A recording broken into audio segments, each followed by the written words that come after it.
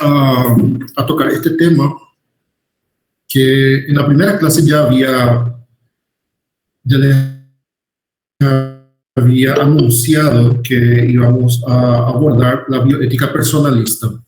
Não sei se vocês lembram da primeira aula, quais eram aqueles conteúdos que não estão no nosso programa, mas que a gente precisa estudar. Um desses temas é a bioética personalista. Não está no nosso programa, mas a gente precisa abordar o que significa bioética personalista, porque é um tema de muita relevância, é um tema atual na bioética. A gente não pode deixar de tocar essa questão. Então, hoje vamos falar de la bioética personalista. Yo envié en el grupo de delegados el material, no sé si todos recibieron, o material sobre a aula de hoje. Não sei se todos receberam. Ok. Bueno. Entonces vamos a dar inicio, como siempre haciendo un repaso de la clase anterior, pensando ya en el examen final. La clase anterior nosotros abordamos la cirugía modificadora del sexo, o de reasignación sexual. Y hay algunas preguntas que quería hacerles sobre este tema, para poder iniciar nuestra clase. Eu não sei se vocês conseguem ler aí, mas essa seria, na realidade, uma afirmação y para ver si es falso o verdadero. Entonces, la cuestión de género, la cuestión del rol del sexo masculino femenino, siempre fue una preocupación de la antropología.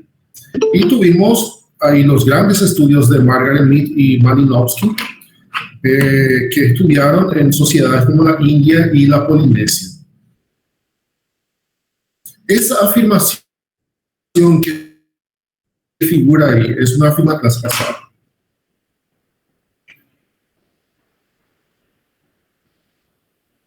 Eu quero que vocês leiam e me falem se é uma afirmação falsa ou uma afirmação verdadeira.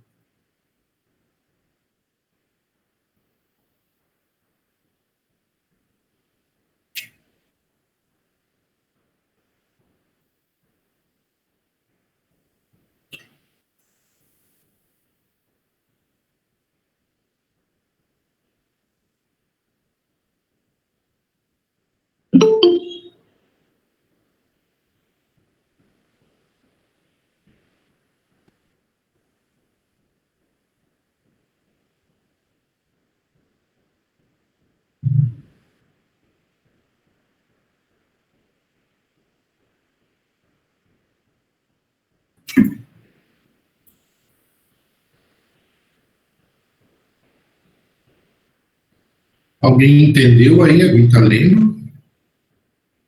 Son cuestiones que van a aparecer en el examen final.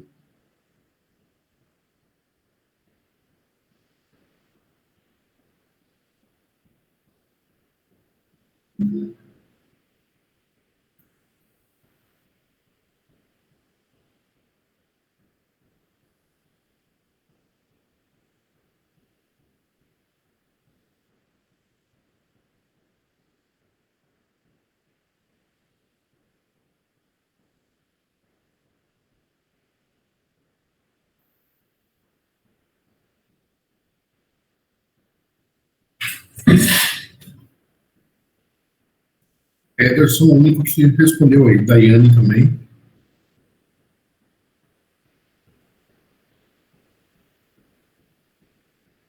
Tá, então, a resposta é verdadeira. Los trabajos de Mead y Malinowski, ellos hicieron estas observaciones tanto en la India como en la Polinesia, donde, en primer lugar, esos individuos no perdían su identidad sexual, no había ningún problema moral, ético en esas sociedades, era visto como algo natural, ¿no? Entonces, eso es lo que podemos decir. La pregunta número 2. ¿Esa afirmación es falsa o es verdadera?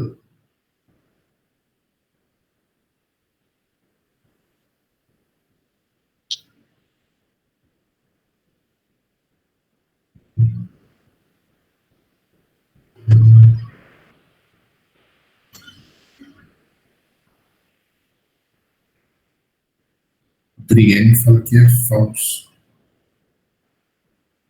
Claro, 2 anos. Como mínimo, é 2 anos de tratamento. Tratamento psicológico, tratamento hormonal, e não 1 ano, tá? Então, 1 ano não basta, tem que ser 2 anos. Então, esta afirmação é falsa. Pergunta número 3.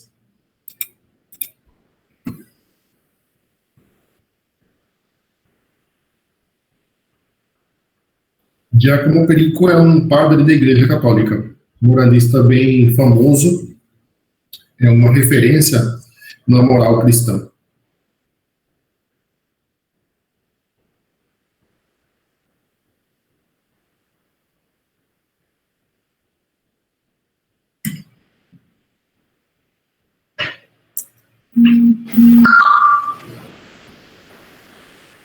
Lucila, Priscila, Daiane.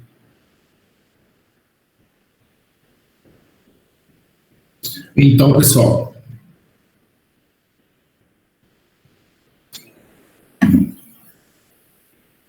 na aula passada eu falei que Giacomo Perico, ele dizia o seguinte, que se a cirurgia de modificadora de sexo é a única forma de liberar a pessoa daquele sofrimento, daquele mal, então não podia, essa cirurgia não podia ser rejeitada. Então isso dizia o moralista Giacomo Perico. Então para ele, essa afirmação é falsa. É falsa. Porque ele aceita a cirurgia. Se é a única forma, se não houver outra forma de liberar aquela pessoa daquele mal. Então ele aceita. Então essa afirmação que está aí é falsa.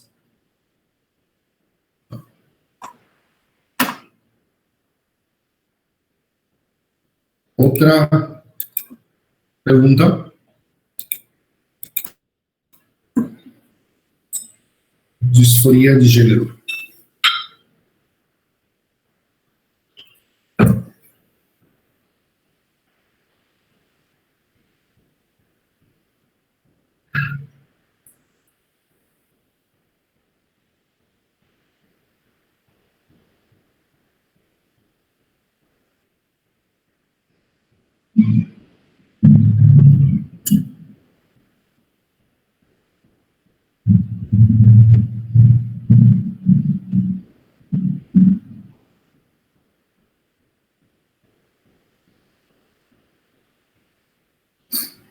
Vamos ver se alguém arrisca.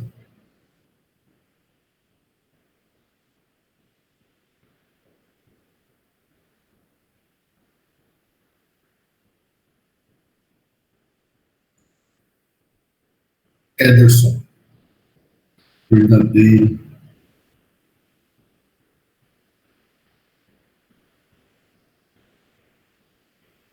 Luciana diz que é verdadeiro. Disforia de gênero. Silvana. Vocês arriscam tudo que vocês têm por essa opção?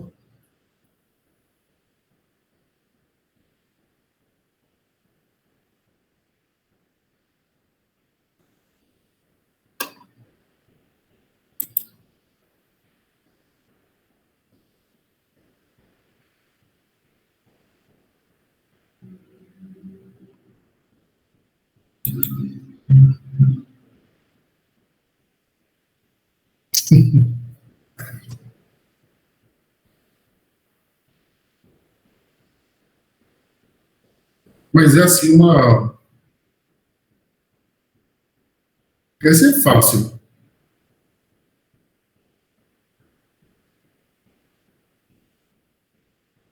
Só pergunto se vocês arriscam tudo que vocês têm.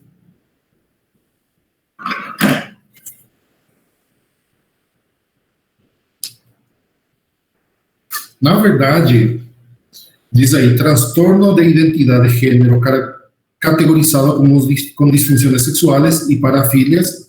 Esse era o conceito que se tinha quando as pessoas não tinham esse conceito de disforia de gênero, que foi criado para despatologizar essa condição.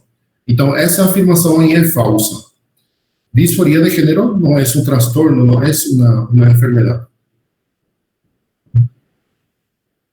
Exatamente, é um conceito antigo. Esse conceito era utilizado porque era considerado uma patologia, né? Não era considerado uma doença. Agora não é considerado uma doença. Ele chama disforia de gênero. Tá, então, aí vocês já sabem. Bien, entonces vamos a empezar con la clase. Hoy vamos a hablar de la bioética personalista. Okay, nosotros ya habíamos estudiado el concepto de persona. Habíamos hablado de qué es persona, la diferencia entre ser humano, ¿tá? qué significa hombre, ser humano, persona, cuál es el fundamento ético de la persona, que es la dignidad humana. Entonces, hoy vamos a hablar exclusivamente de la bioética personalista, que es una de las bioéticas más importantes del siglo XXI, porque nació en esta época y es una bioética que influye bastante en las reflexiones bioéticas en todos los ámbitos.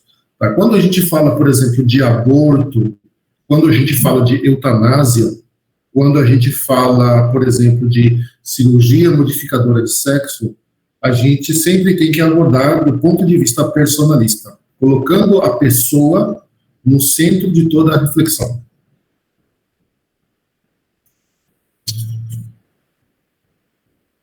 Claro, mas essa classificação já não está Existe uma associação psiquiátrica americana, e até na própria OMS está, digamos assim, o catálogo de todas as doenças.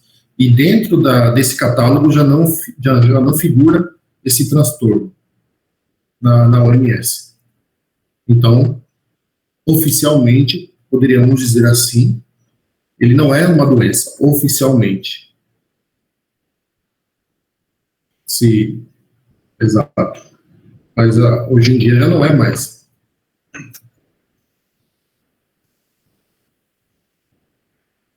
A homossexualidade também era considerada uma doença, né? Hoje em dia não é mais. Então, de todos esses temas que nós abordamos, qualquer tema que tenha a ver com o ser humano, com pessoa, ele é abordado do ponto de vista personalista. Então,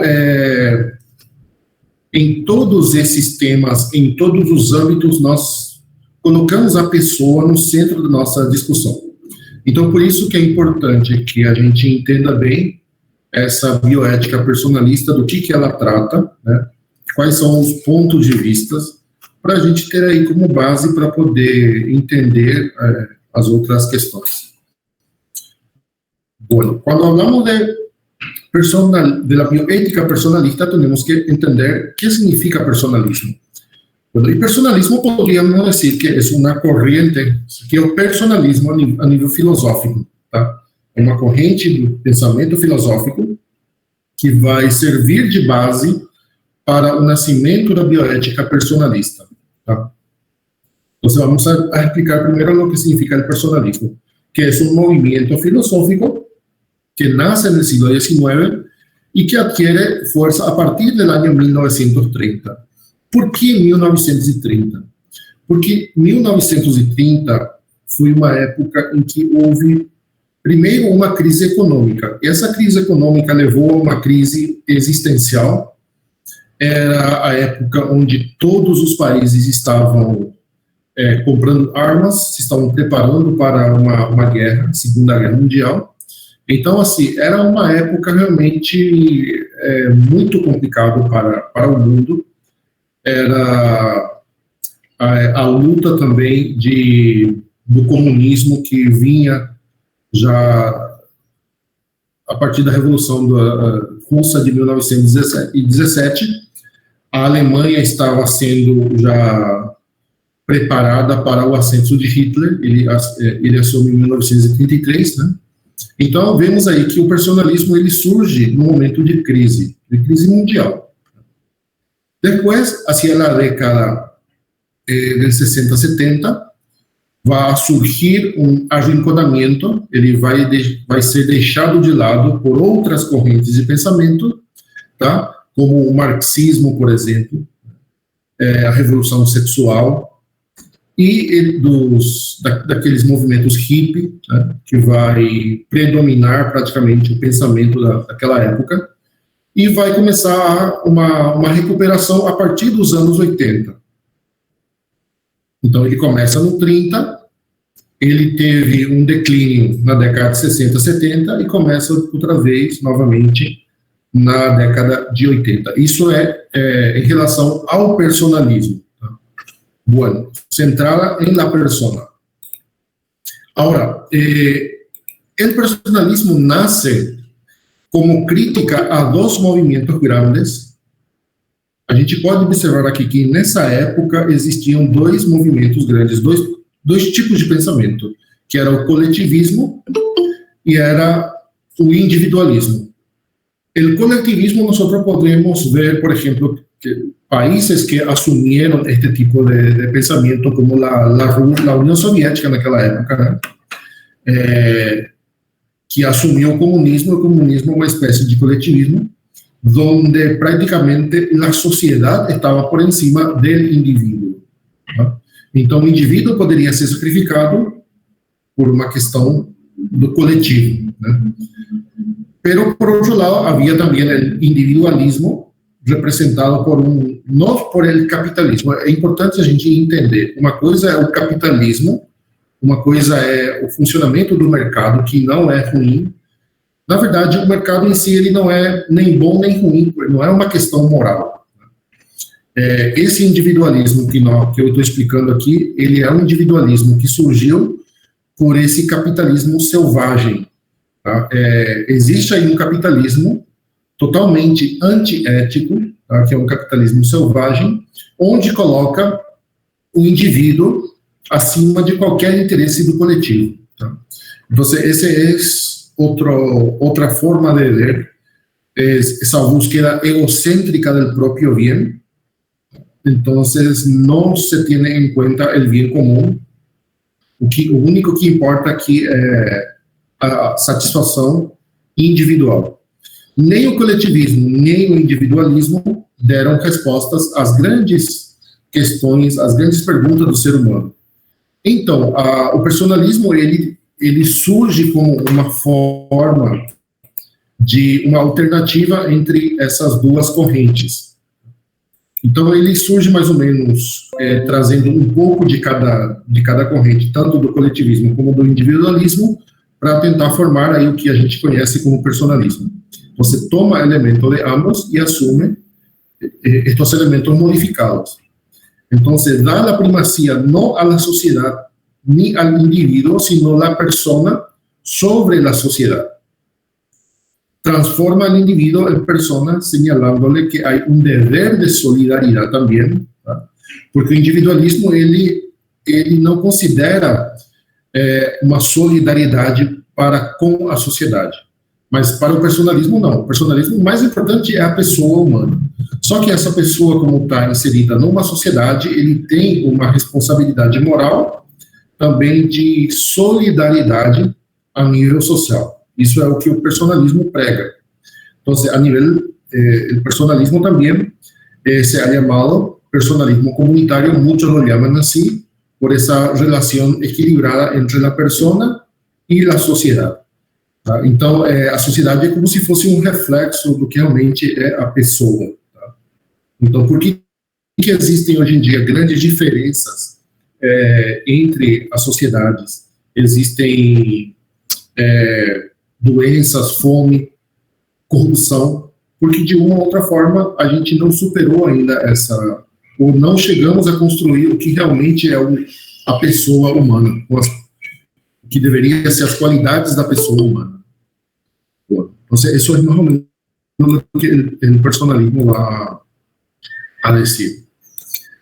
El personalismo ha influido grandemente, en primer lugar, en la Declaración de los Derechos Humanos.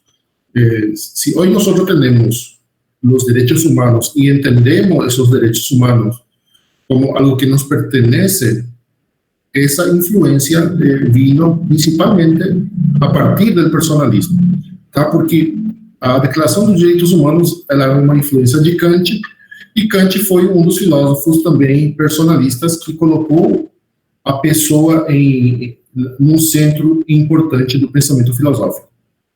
Ele dizia aí que o ser humano ele tinha que ser fim e não meio. También el personalismo ha influido en la redacción de la mayoría de las constituciones de Europa, y por ende eso ha influido también en las constituciones acá en América. Ha influido también en el Concilio Vaticano II, y eso aquí es importante también porque para o mundo católico, que mudou praticamente, é como se fosse uma nova igreja, a partir do Concílio Vaticano II de 1962. Uma influência do personalismo também, onde a igreja teve mais abertura para as questões do mundo, né? Embora até hoje em dia existem vários conservadores aí que fazem realmente um mal para a igreja, mas é uma outra questão. E agora podemos dizer que o personalismo tem um momento de expansão em todos os lados, né? Qual é a prova disso? Que hoje nós estamos falando sobre personalismo. Bueno. La corriente personalista, ¿quién inició? ¿Quién é o pai do personalismo? O personalismo, como corrente filosófica, o pai é o filósofo Emmanuel Mounier, este filósofo que tiene una obra que se llama El Pensamiento Personalista, y otro donde va a trabajar sobre el concepto del personalismo que se llama así, el personalismo. Entonces, a partir de esas dos obras, el personalismo va a tener una consolidación en el campo filosófico. Entonces, Emmanuel Mounier.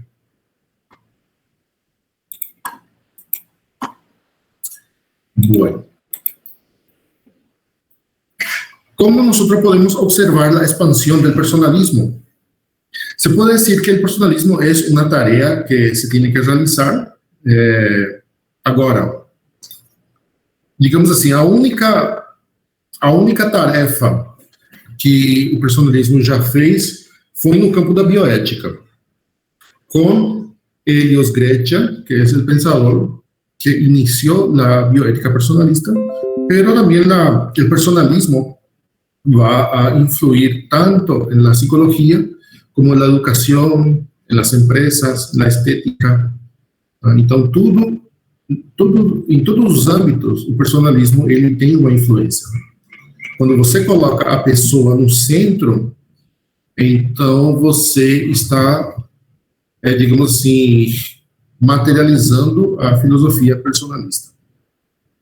O mais importante é a pessoa humana. Não a estrutura, não os códigos. O mais importante é a pessoa. Entendem? Então, como nós estamos em bioética, então vamos analisar a partir de Grécia.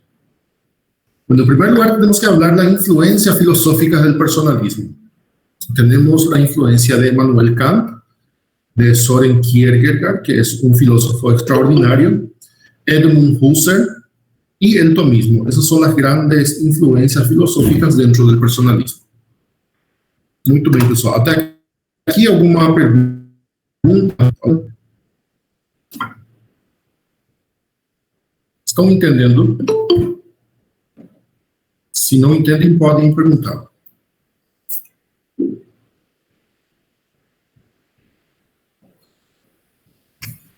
Bueno, entonces vamos a explicar acá algunos conceptos. Immanuel Kant y la dignidad de la persona.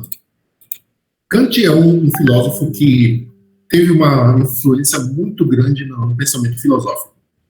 Então, através dessa formulação de lo que ele chama dignidade da persona, quando ele fala assim que a pessoa é um fim e não um meio, tá? Então, a partir daí, a gente pode dizer que nasce esse conceito de dignidade da pessoa. Nós tivemos aí uma aula sobre dignidade, né, da pessoa, explicamos o que é a dignidade. Entonces, él pone a la persona como un centro de todo el pensamiento filosófico también. Entonces, dice Kant que los objetos tienen precio y el hombre tiene dignidad.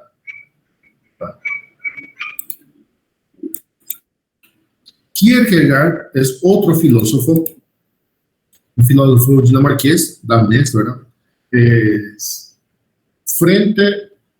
A gente tem que entender o seguinte, que Hegel é um filósofo alemão. Hegel dizia que o mais importante era o absoluto, não era o indivíduo. O mais importante era o absoluto. O absoluto era mais que o indivíduo. Tá? E a gente sabe que Hegel ele é um pensador que influenciou muito para o ascenso do nazismo na Alemanha, que o nacionalsocialismo assim, é o Estado que é o mais importante, e o indivíduo não tem que estar sujeito ao Estado. E esse é o pensamento hegeliano. Kierkegaard, em contraposição deste pensamento de Hegel, vai a dizer que o indivíduo concreto, a existência individual específica é o mais importante. Então a gente vê aí que sempre, para o personalismo, o mais importante é a pessoa humana, o indivíduo em si. Entonces dice Kierkegaard que el individuo singular tiene un valor primário e absoluto por excelência. Então não dá para você dizer, por exemplo, que um absoluto, por exemplo, como seria o Estado, seria mais importante do que o indivíduo. Tá? Então, para Kierkegaard, o mais importante é a existência, e ele é um existencialista, é a existência desse indivíduo concreto. Entonces, para Kierkegaard, inclusive, el individuo es más importante que la humanidad. Porque quando a gente fala humanidade, é um conceito assim, extenso, e é um conceito absoluto também, porque a humanidade é como se fosse a reunião, o conjunto de todos os seres humanos. Tá? Mas não é o mais importante é o indivíduo, aquele indivíduo único, né? Ele tem um valor primário, e esse é mais importante do que o conceito de humanidade. Entende? Então, é assim. É como se fosse aquela pessoa é mais importante que o conceito de comunidade. A gente fala de comunidade, de sociedade, e isso tem um valor, só que mais que isso, o mais importante é o indivíduo que forma aquela sociedade. Bueno, luego tenemos otro filósofo que influyó mucho, que es Edmund Husserl. Edmund Husserl es creador de una filosofía que se llama fenomenología, y la fenomenología dice que para conocer la realidad, tá? A realidade, você tem que deixar de lado os prejuízos, essas visões pré-concebidas, para a gente tentar realmente entender o valor intrínseco das coisas. Né? Então, você tentar entender algo com um preconceito, um prejuízo e uma visão pré-estabelecida, então isso é como se fosse uma impureza da sua visão. O mais importante é ter uma visão clara sobre as coisas. Entonces, para captar la esencia de las cosas. Esa es la fenomenología. Y fenomenología viene de fenômeno. Fenômeno significa aquilo que aparece para nós. Como se mostra para nós as coisas. Mas esse fenômeno a gente tem que entender com uma pureza do entendimento. Luego tenemos el tomismo, que es otra corriente que influyó mucho en el personalismo, ¿sí? Y el tomismo es el creador del tomismo. El tomismo é por causa de Santo Tomás de Aquino, que é um filósofo da Igreja Católica, mas quem deu importância a Santo Tomás foi esse Papa Leão XIII. ele converteu o tomismo na doutrina oficial da Igreja Católica. Mas a gente pode observar também que a maioria dos filósofos tem uma base em Santo Tomás de Aquino. Boa. Y a partir de aquí ya podemos hablar de la bioética personalista. Como ustedes se darán cuenta, siempre va a poner importancia en la persona humana.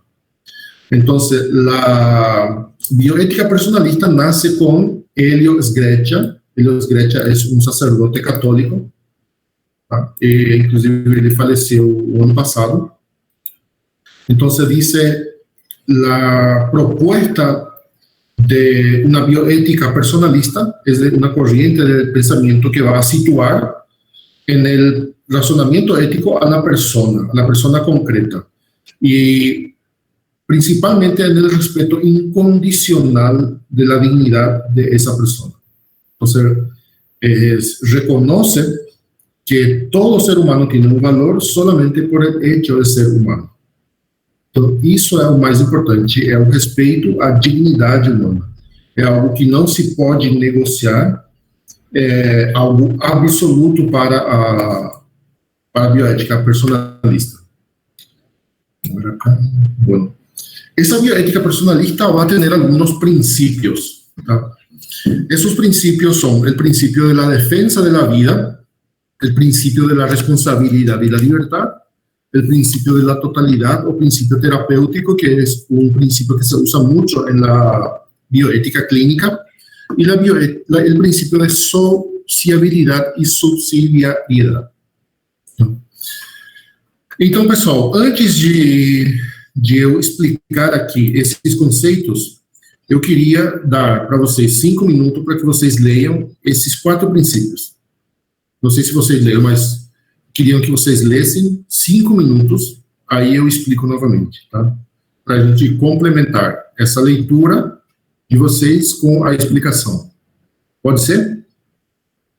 5 minutos. O 1.2, 1.3, 1.4 e 4. São 4. 1, 2... São 4 pontos. Tá. 5 minutinhos e a gente se conecta aqui para voltar de novo.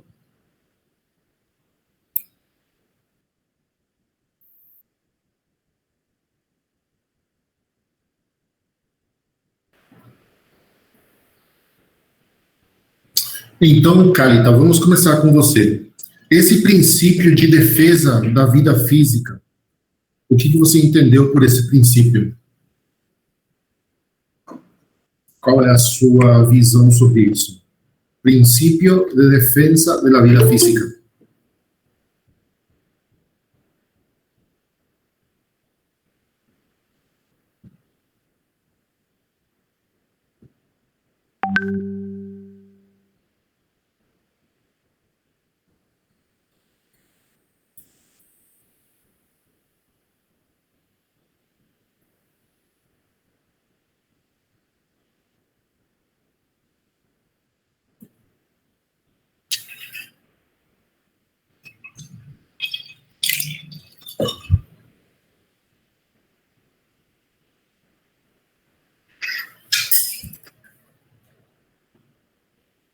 Kalita, ou alguém também quiser compartilhar aí o que entendeu, ou se não entendeu nada, do mesmo jeito, pode ser?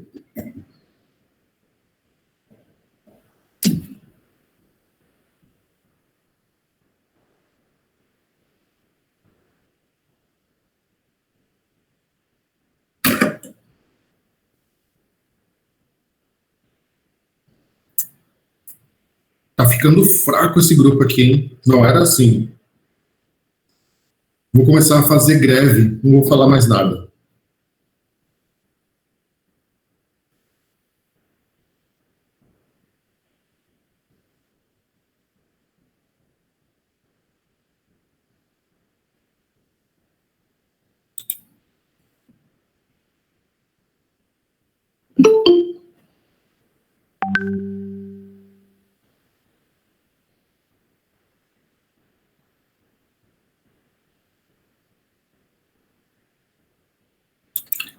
Pessoal, tentem se conectar mais cedo, tá? Por favor. Doutor, posso falar? Pode. Só um minutinho, tá dando delay aqui. Estou silencioso, então.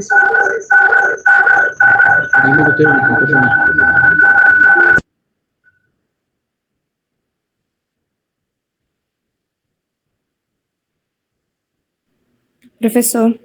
Sim. No princípio... Opa, pode falar, Priscila. Ah, tá, é porque o meu estava dando delay. Bom, eu vou falar uma forma bem rápida. Bom, o que eu entendi que a defesa da vida, nesse princípio, fala que a vida corporal do homem não é algo extrínseco, não é algo do meio externo.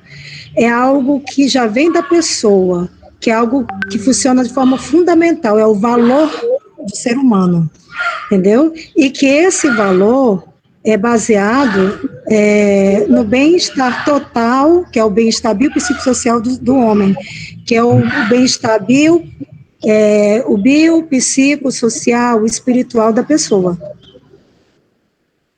Sim. Exato. Quem ia falar também alguma coisa? Eu, professor. Na verdade, era basicamente isso que a Priscila falou, que o corpo ele não pode ser visto como algo extrínseco, né? Corpo, pele, o lado espiritual, Sim. Tem um valor fundamental e é o máximo imperativo do homem. Claro. Isso, exatamente. Ele está dizendo aí que o corpo, o físico do homem não é só matéria, não é um objeto que a gente pode manipular, porque é um valor, isso, claro, que a gente tem que... Porque o que a medicina faz? A medicina, de uma outra forma, o que trata é desse corpo como matéria, né? Mas, além desse corpo, o ser humano ele também tem um valor fundamental, que é um valor espiritual, que é um valor total, que não é só espírito, tem sentimento, história, muita coisa a nível antropológico, né? Então, isso que está dizendo, que primeiro a gente tem que defender essa vida física, material, né? Porque quando você defende essa vida física, material, você está defendendo também aqueles outros valores que estão acima dessa vida física, material. E o direito à vida física precede ao chamado direito à saúde. Então, primeiro a gente temos que cuidar dessa vida corporal, física, material, e depois vamos para o campo da saúde. O que está dizendo aí, por exemplo, ele pode ter muitas formas de interpretação, tá? Aqui, por exemplo, a gente poderia utilizar essa afirmação para falar um pouco sobre a medicina preventiva também, né? Sim, isso também é muito discutido na medicina comunitária, né? Porque a comunitária, ela não vê só o homem e a doença, ela já vê o homem com as suas relações, o homem com a sua relação social, com a sua comunidade, com a sua família. Então é bem interessante esse princípio. Sim, exato.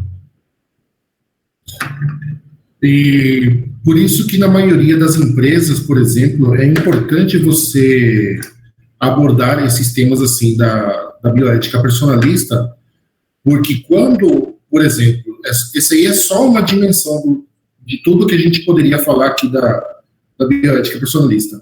Quando o funcionário ele está bem, ele está contente na empresa onde ele trabalha, provavelmente esse funcionário ele não vai desenvolver algum tipo de doença relacionado a psicossomático, por exemplo.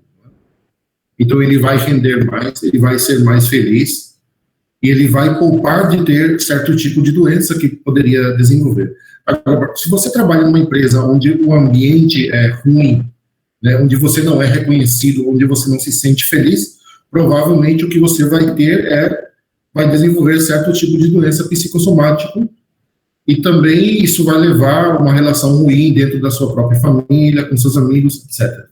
Então, assim, uma corrente de coisas que tem a ver com esse princípio da defesa da vida física.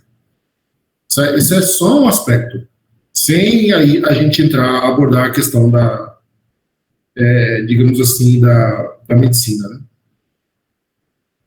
A mesma coisa a gente pode falar aqui sobre a faculdade, por exemplo, né? Ninguém pode aprender num ambiente onde existe, assim, um ambiente ruim, onde não existe um companheirismo, onde os professores são chatos, por exemplo, né? Onde o acadêmico não ajuda. Então, isso é muito difícil. Então, por isso que essa corrente personalista vai colocar a persona no centro de todo, a pessoa humana, né?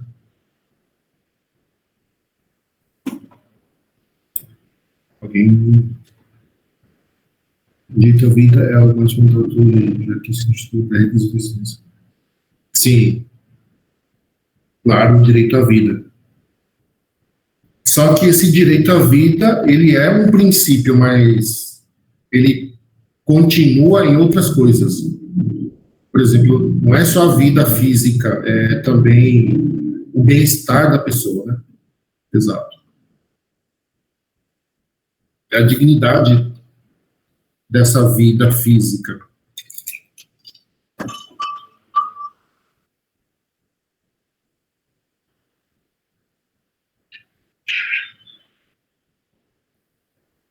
Eu não sei se vocês assistiram o resgate do soldado Ryan. Interessante aquele filme, analisado. Então, foi feito assim uma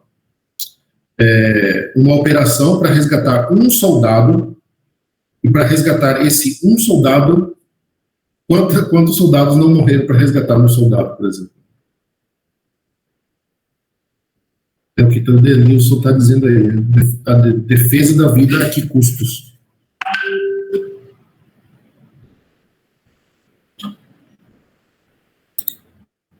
A ver, un poco... El otro principio dice de la libertad y de la responsabilidad. Bueno, el derecho a la libertad está supeditado al derecho a la defensa de la vida. Primero tem que ter vida e depois tem que ter liberdade, que está dizendo aí. Alguém, não sei se quer comentar como entendeu esse princípio.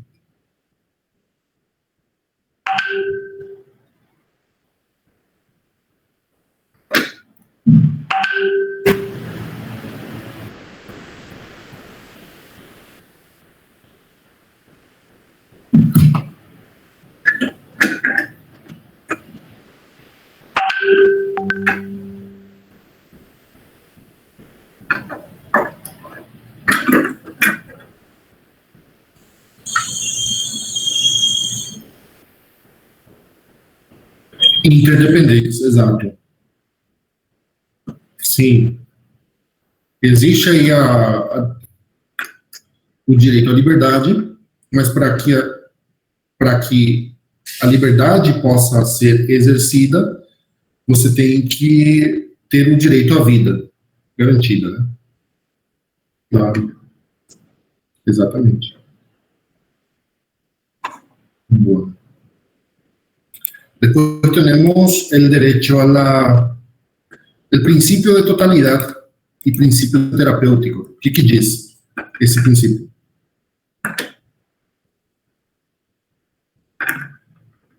Muy interesante.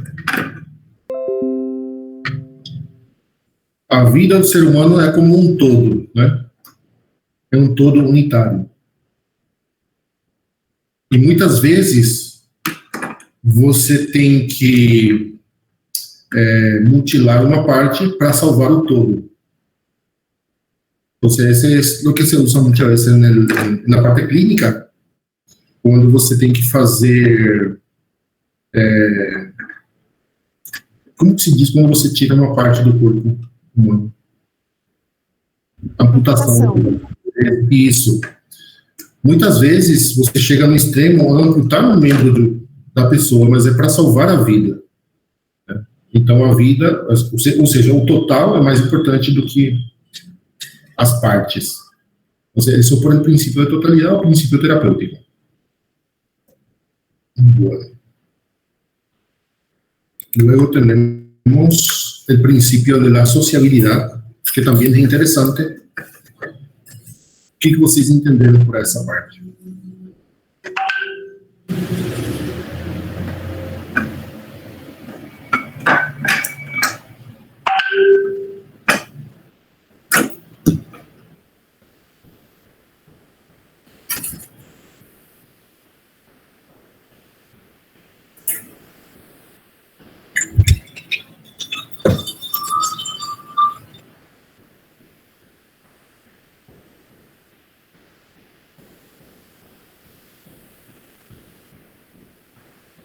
Existe uma responsabilidade social aí, né? Para com todo. Esse é o princípio de subsidiariedade. Nós somos seres que vivemos em sociedade, tá? E como membro dessa sociedade, a gente tem uma certa responsabilidade ética por outras pessoas dessa sociedade também, né? Então, esse princípio de subsidiariedade estabelece que a comunidade tem que ajudar onde as pessoas mais precisam, né? Não para depender sempre, mas é como dar uma ajuda para que aquela pessoa menos favorecida possa, digamos assim, se restabelecer para poder continuar. Professor, eu não entendi. Tá, a subsidiariedade. Vamos supor, você numa comunidade, você tem uma pessoa que perdeu o emprego. Essa pessoa já, praticamente, se ela não tem uma ajuda, ela vai perder tudo o que tem, ela vai ficar na pobreza, etc. Então, a sociedade, os outros membros, dão uma pequena ajuda a essa pessoa até que ela encontre outro trabalho. É só um exemplo de subsidiariedade, né, para que aquela pessoa possa depois se restabelecer, né? É como se fosse o coletivo em prol do indivíduo. Do indivíduo, mas para que o indivíduo possa se restabelecer, né? Mas não assim no sentido que o governo tem que dar Bolsa Família, por exemplo. Não é isso que a gente está falando. Porque essas ajudas que o governo dá, com esse tipo, esse não é uma ajuda. A subsidiariedade se refere a dar um empurrão para que a pessoa possa se restabelecer. Não para ficar sempre naquela condição de dependência. É justamente para que aquela pessoa possa continuar, né? Ô, professor, isso aí seria uma das doutrinas da maçonaria? Maçonaria? Dos maçons. Porque uma das doutrinas dele né, ajudar sempre o próximo. A gente sempre tem que ajudar o próximo, mas não é só da maçonaria, não, né? Não, eu estou dizendo assim, um exemplo. Sim, claro. É um exemplo. Mas por isso mesmo, a ajuda é dar um empurrãozinho para que a pessoa possa se restabelecer. E não para que haja uma dependência daquela ajuda. Entendem? Porque do momento que a pessoa passa a depender, ela já perde a sua dignidade, por dizer de alguma forma. Então, esse princípio da subsidiariedade. E a sociabilidade porque todos somos membros da sociedade. Tá? Então, esses são os 4 princípios da bioética. Da defesa da vida física, que nós temos que defender a vida física, e isso aí implica muita coisa. Né? Você pega só esse princípio de defesa da vida e você aplica em qualquer parte, por exemplo. Né? Em qualquer âmbito que você trabalhe, você pode aplicar esse princípio.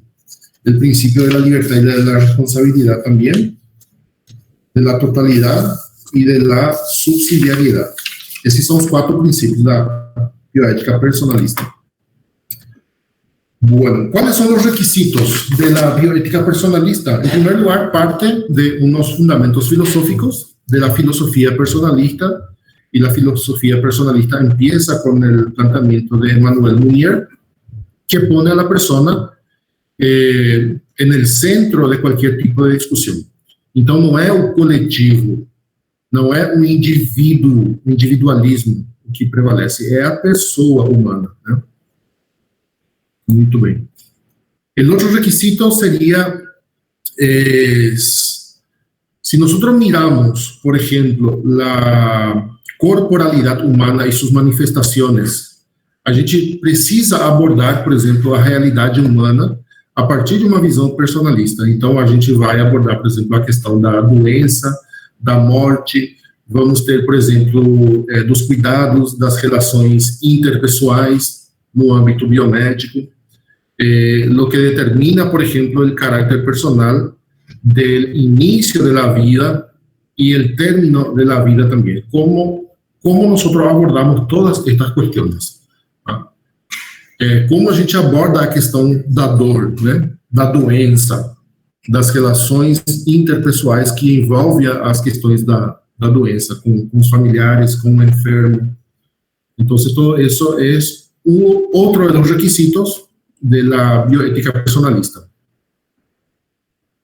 Bueno, una cierta antropología personalista. El otro requisito es afrontar los diversos temas que envuelven la realidad humana, que sería como el aborto, la eutanasia.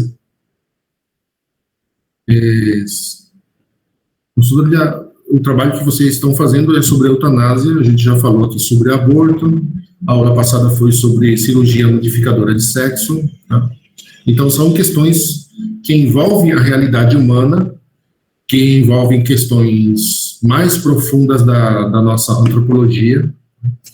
Não é só uma questão social, não é só uma questão médica, técnica, é uma questão antropológica mesmo, né? Para a compreensão de todos esos elementos. En tercer lugar, tenemos los aportes del personalismo para la bioética. Y en ese sentido, lo que podríamos decir que la bioética personalista va a aportar una defensa a la dignidad de la persona humana, en primer lugar. Y en segundo lugar, podríamos hablar de una antropología moderna, cercana a la perspectiva biomédica, donde se van a hablar de muchas cosas como por ejemplo la autodeterminación. Podríamos hablar también de lo que significa, lo que ya abordamos acá, la autonomía del paciente. Esse respeito à autonomia do paciente, a gente aborda porque existe uma bioética personalista. Se não existisse a bioética personalista, a gente não poderia estar falando aqui de autonomia, de exercício da autonomia do paciente. Estaríamos mais lá na fase clássica, onde o pensamento do médico é o que importa, esse paternalismo médico. E o outro também, na estrutura antropológica é referência. Tudo o que a gente aborda aqui no personalismo, ele vai servir de referência para qualquer outra questão que a gente possa ter em conta. A educação, a psicologia, né? Então, isso sirve de referência. E, por outro lado, também podríamos falar do aporte como uns conceitos úteis para a bioética. Existem conceitos aí, muitos conceitos que a bioética personalista tem e que a gente pode utilizar também no nosso dia a dia, como para esclarecer algumas questões, né? E assim, a grandes rasgos, o que seria a bioética personalista. Então, aqui, como ideia central, é você colocar a pessoa no centro de toda a nossa reflexão. A pessoa que tem uma vida física, mas, além dessa vida física, ela tem também uma vida espiritual, né? Não no sentido religioso, mas assim no sentido mais profundo, e é isso que nós temos que defender, né? Os interesses dessa pessoa. E é assim, pessoal. Não sei se é alguma consulta, alguma pergunta.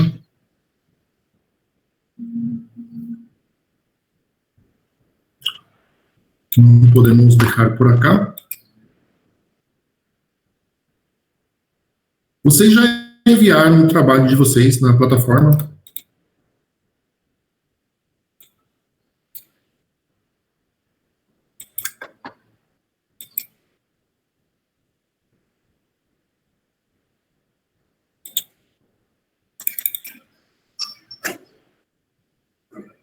Não? O professor, uma pergunta sobre isso. Mesmo sendo em grupo, cada um a subir individualmente, né?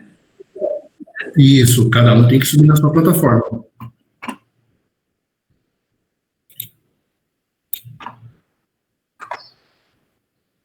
Ok. Então tá, pessoal, vamos deixar por aqui. Sim.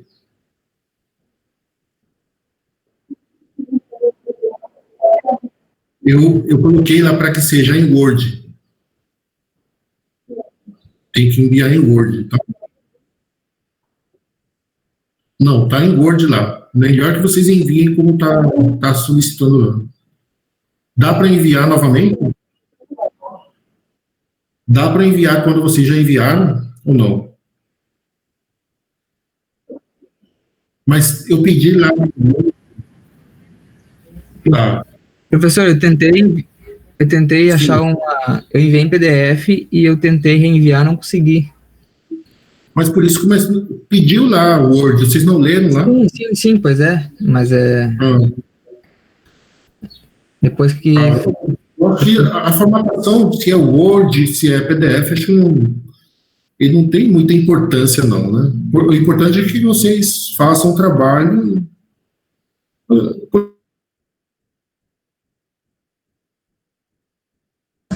Doutor, quando estavam falando para a gente sobre os trabalhos, falaram inicialmente que é para enviar tudo em PDF. A gente entra no sistema, está lá falando que é para enviar em Word, mas mesmo assim, nós estamos enviando tudo em PDF. Tá aceitando lá em PDF?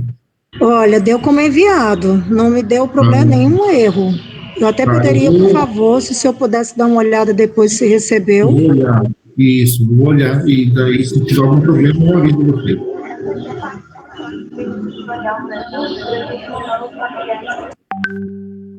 Tá. Sim. Claro. Mas eu acho que não há problema. Isso, o importante é que esteja lá o conteúdo, mais importante. Então tá, pessoal, a gente se encontra na próxima semana. Boa semana para vocês aí. Tchau, tchau.